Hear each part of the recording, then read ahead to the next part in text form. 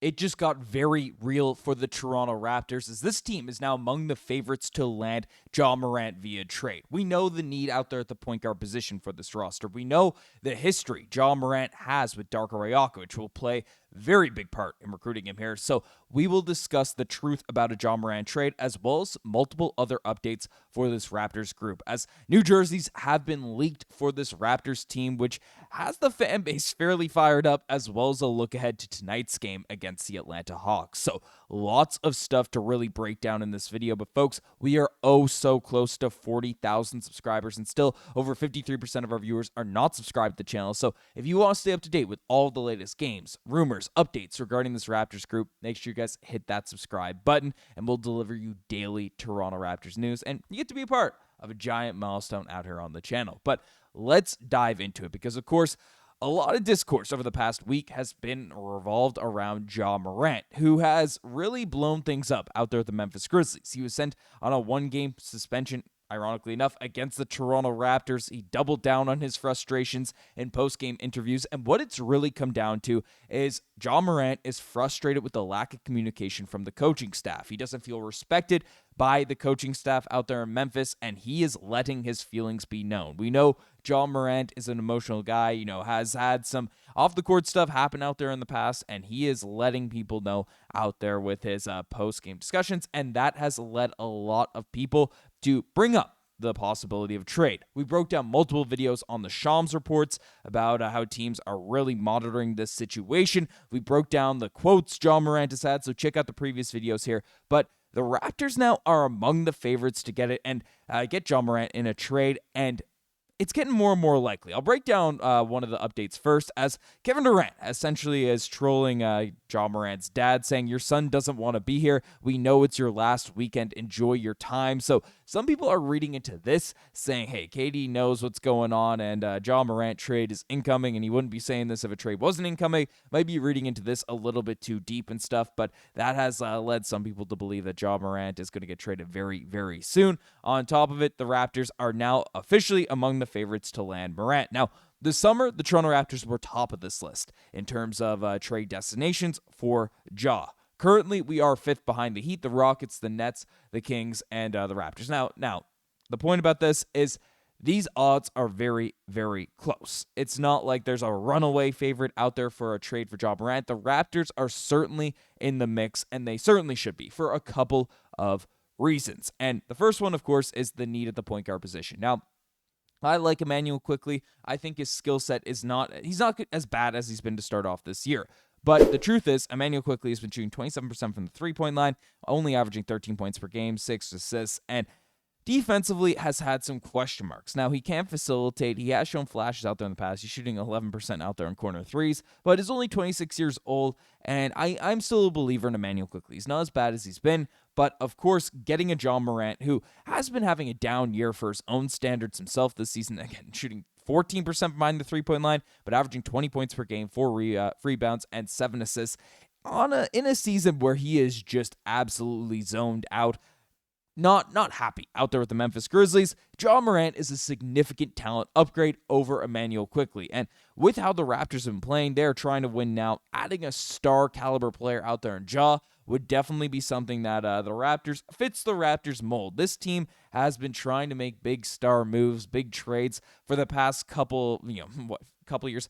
They've been doing it since the entire Masai Ujiri, Bobby Webster tenure. Of course, Masai's out now. Bobby Webster's leading the show, but this fits right up the alleyway of what the Toronto Raptors try to do. And as discussed, the Memphis Grizzlies' big problem with Ja Morant right now is he doesn't have a good relationship with the coach.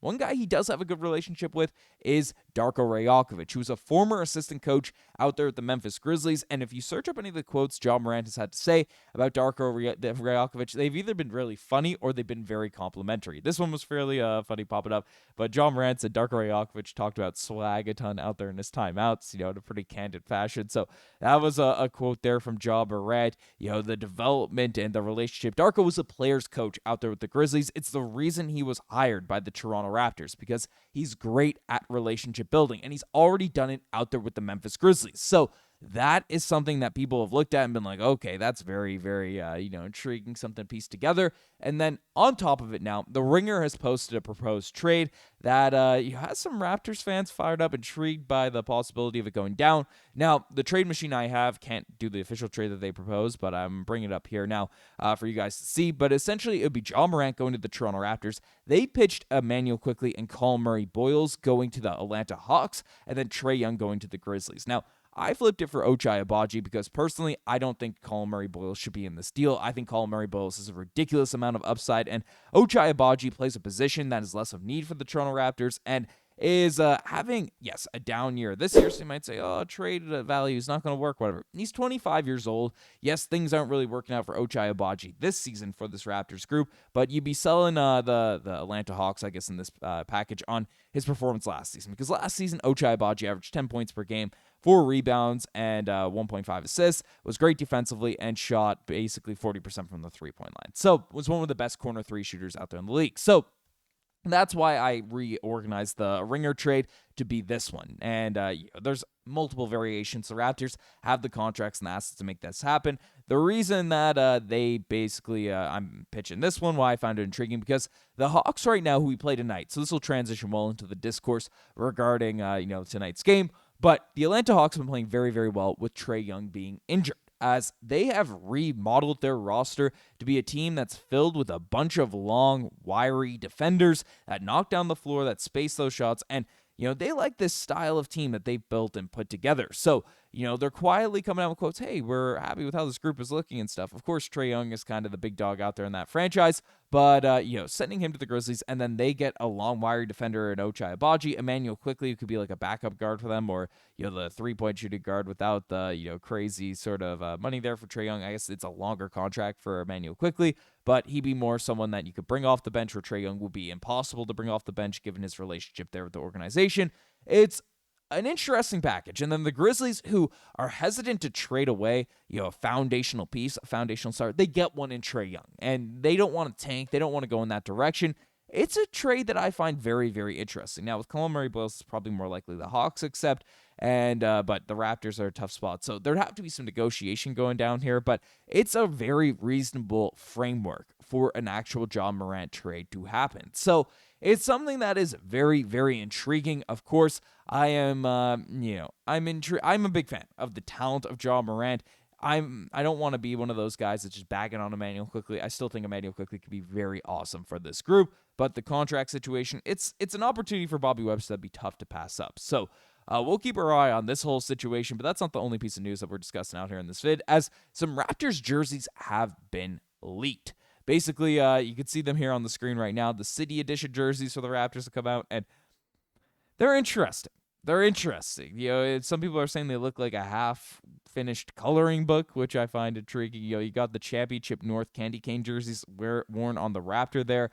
I have to see how they look in person, but it's a pretty bold choice, a bold style out there that the Raptors are going with this this jersey selection. So let me know what you guys think about these new leaked Toronto Raptors jerseys. I mean, they're they are what they are. The Raptors have had some of the best City Edition jerseys in the entire NBA. I don't know if I'd go that far with this one. I'm not going to say they're bad, but some people are definitely say they're bad, and I get why. So I'm not a big fan of the grayscale jerseys. The red in them, it's intriguing, but I hope this is, because sometimes they tease the direction of the Raptors' colorways and color schemes and stuff with the City Edition jerseys, and I've been calling for Toronto Raptors redesign, obviously keep the name, but redesigning their jerseys. I really don't like our current kits, like our main kits, but if we can get some new jerseys, I don't want them to be like this. I want the Raptors to go back to something really clean, add some purple in there. I don't really like the gray and red that the Raptors are looking at. So let me know what you guys think about these jerseys, these kits here. But final thing we're going to take a look at is tonight's game, because playing against the Atlanta Hawks, Jalen Johnson's been really good. The Raptors came out and already slapped around the Atlanta Hawks to start off this season. If we're here, the Raptors and the Hawks have a very similar record right now in the Eastern Conference, so it will be a nice separator to get the tiebreaker out the Atlanta Hawks, because they're probably going to be in the similar standings range as the Toronto Raptors at the end of the season. But they're going to be out for revenge because the Raptors really bullied them in Game 1 of the NBA season. But This team, man, they have been very, very competitive over the past stretch of games. Raptors currently on a 3-game win streak. You know, I've been breaking out the pizza party out there on these videos, out there on these streams and stuff. So let me know what you guys think about this Raptors game here tonight. There will be no Trae Young out there for the Atlanta Hawks. So the Raptors have Jakob back. He should be fairly healthy. So we'll see how things play out. Anyways, you guys best think it's far. Reminder, if you made it this far in the video, very, very close to 40,000 subscribers. So huge milestone for the channel. Make sure you guys hit that subscribe button. Anyways, I'm signing out. Cheers.